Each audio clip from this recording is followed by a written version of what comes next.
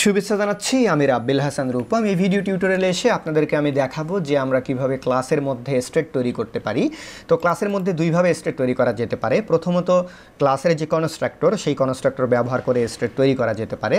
আপনি যদি ক্লাসের কনস্ট্রাক্টর ব্যবহার করে স্টেট তৈরি করেন সেক্ষেত্রে কনস্ট্রাক্টরের ভেতরে দিস ডট দিয়ে স্টেট নামে একটা প্রপার্টি আছে, সেই প্রপার্টিটাকে কল করতে হবে এবং সেই প্রপার্টির ভেতরে হবে কি একটা অবজেক্ট থাকবে এবং সেই অবজেক্টের মধ্যে মূলত স্টেটের যে ভ্যালুগুলো রাখা দরকার আমরা সেই ভ্যালুগুলোকে রাখবো। দেন আপনি উইদাউট কনস্ট্রাক্টর, কোনো কনস্ট্রাক্টর ছাড়াও স্টেট তৈরি করতে পারেন। সেক্ষেত্রে সরাসরি আপনি স্টেট লিখবেন, স্টেট লিখে ইকুয়ালস টু দিয়ে একটা জাভা স্ক্রিপ্টের অবজেক্ট হবে, সেই অবজেক্টের ভিতরে আপনি ডেটাগুলোকে স্টোর করে রাখবেন। তো এই বিষয়টা প্র্যাকটিক্যালি দেখানোর জন্য আমি সরাসরি চলে যাচ্ছি ওয়েবস্ট্রমে এসে এখানে আমি নতুন একটি ক্লাস কম্পোনেন্ট তৈরি করে নিচ্ছি। তো এই ক্লাস কম্পোনেন্টের ভিতরে একটা প্রিভিউ তৈরি করব আমি। তো এখানে একটা প্রিভিউ তৈরি করার জন্য এখানে একটা ভিউ নিয়ে নিচ্ছি এবং একটা টেক্সট নিয়ে নিচ্ছি। এখন এই যে ভিউ আর টেক্সট এই দুটোকে আমরা জানি যে এই দুটোকে ইম্পোর্ট করে দিতে হবে। তো এই দুটোকে ইম্পোর্ট করব আমরা কোথায় থেকে? এই দুটোকে ইম্পোর্ট করব হচ্ছে আমরা রিঅ্যাক্ট নেটিভ থেকে। তো টেক্সট আর হচ্ছে আমাদের ভিউ ইম্পোর্ট ফর্ম কোথায় থেকে ইম্পোর্ট করব আমরা? রিঅ্যাক্ট নেটিভ থেকে। তো রিঅ্যাক্ট নেটিভ থেকে ভিউ আর টেক্সট এই দুটোকে কিন্তু এর আগেও আমরা ঠিক এভাবেই অনেকবার ইম্পোর্ট করেছি। এখন করব কি, এখানে আমি স্টেট তৈরি করব। তো আমরা জেনে এসেছি যে স্টেট দুইভাবে তৈরি করা যেতে পারে, একটা কনস্ট্রাক্টর দিয়ে তৈরি করা যেতে পারে আর একটা এমনিতেই তৈরি করা যেতে পারে। তো প্রথমে আসুন এমনিতেই তৈরি করা যাক। তো এমনিতেই তৈরি করার জন্য করতে হবে কি, স্টেট নামে একটা স্টেট নামে একটা প্রপার্টি আছে, সেই প্রপার্টিটাকে কল করতে হবে এবং এই প্রপার্টির ভেতরে থাকবে কি একটা অবজেক্ট থাকবে। এখন এই যে সেকেন্ড ব্র্যাকেট দিয়ে আমরা জাভা স্ক্রিপ্টের অবজেক্ট তৈরি করে ফেললাম, এই অবজেক্টের ভিতরে আমরা আমাদের ইচ্ছা মতো এখানে বিভিন্ন প্রপার্টি দিয়ে ডাটা রেখে দিতে পারি। সাপোজ এখানে আমি একটা প্রপার্টি দিয়ে দিলাম নেম, দেন এই নেম প্রপার্টির আন্ডারে আমি আমার নাম রেখে দিলাম রাব্বিল। তারপরে এখানে একটা প্রপার্টি আমি দিয়ে দিচ্ছি এস, দেন এই এস প্রপার্টির ভেতরে আমি রেখে দিলাম হচ্ছে 29।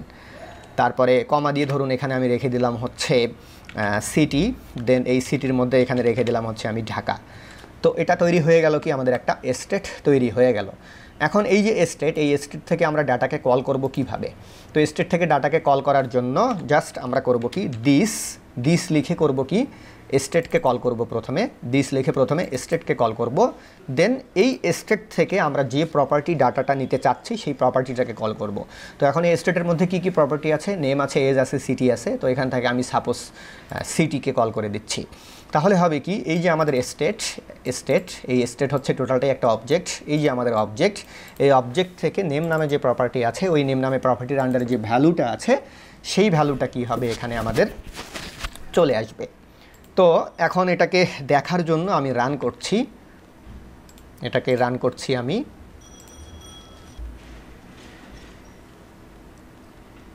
ওকে ফাইন, এখানে আপনারা দেখতেই পাচ্ছেন এই যে আমাদের স্টেটের মধ্যে আমরা সিটির ভ্যালু রেখে দিয়েছিলাম ঢাকা, আর সিটির ভ্যালুটা হলো কি আমাদের এই যে টেক্সট ভিউ, সেই টেক্সট ভিউয়ের মধ্যে এখানে চলে আসলো। তো এখন আপনি যদি মনে করেন যে এরকম স্টেটের ভিতরে আপনি অনেকগুলো ভ্যালু রেখে দিবেন, তাহলে এরকম আনলিমিটেড যত খুশি তত ভ্যালু আপনি রেখে দিতে পারেন এবং আপনার যে ভিউ বা আপনার যে কম্পোনেন্ট, সেই কম্পোনেন্টের ভিতরে আপনি যখন খুশি যেভাবে সেটাকে চান সেভাবে সেটাকে ব্যবহার করতে পারেন। ধরুন আমি এখানে একটা টেক্সট ভিউয়ের ভিতরে সিটিকে দিয়েছি, এবার আরেকটা টেক্সট ভিউয়ের ভিতরে আমি নেমকে কল করে দেবো। তো নেমকে কল করে দিলাম, দেন এটাকে আমি সেভ করছি। তো সেভ করে দেওয়ার সাথেই খেয়াল করে দেখুন এখানে হট রিলোডে সিটি তারপরে নেম এই দুটো ডাটাই কিন্তু এখানে আমার চলে আসলো।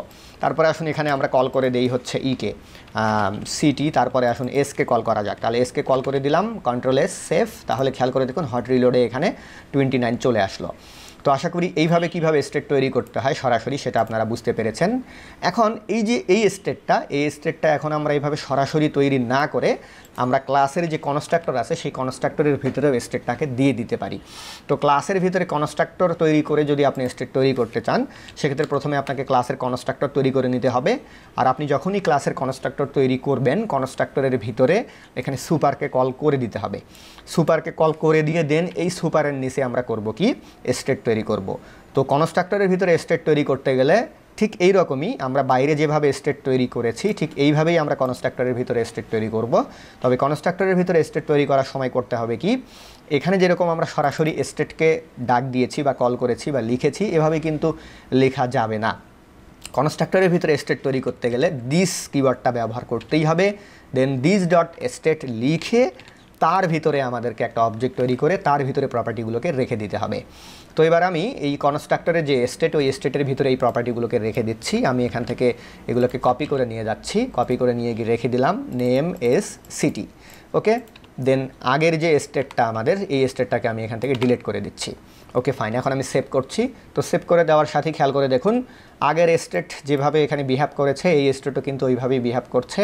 এর আগের স্টেট থেকে যেভাবে আমরা স্টেট ডট দিয়ে প্রপার্টিকে কল করেছি, তো এভাবে যখন আমরা স্টেট লিখব তখনও কিন্তু আমরা একইভাবে স্টেট থেকে ডট দিয়ে প্রপার্টিকে কল করব। তো কল করার যে প্রসেসটা, সেই কল করার প্রসেসটা সেম, শুধুমাত্র চেহারা আলাদা। খেয়াল করে দেখুন যখন কনস্ট্রাক্টরের ভিতরে সে চলে আসলো তখন অতিরিক্ত শুধুমাত্র সামনে দিস কিওয়ার্ডটা অ্যাড হয়ে গেল আর এটা কনস্ট্রাক্টরের ভেতরে থাকলো। আর কনস্ট্রাক্টরের বাইরে যখন ছিল তখন একই ছিল, সেম জিনিস, শুধুমাত্র এখানে দিস কিওয়ার্ডটা আমাদের ছিল না।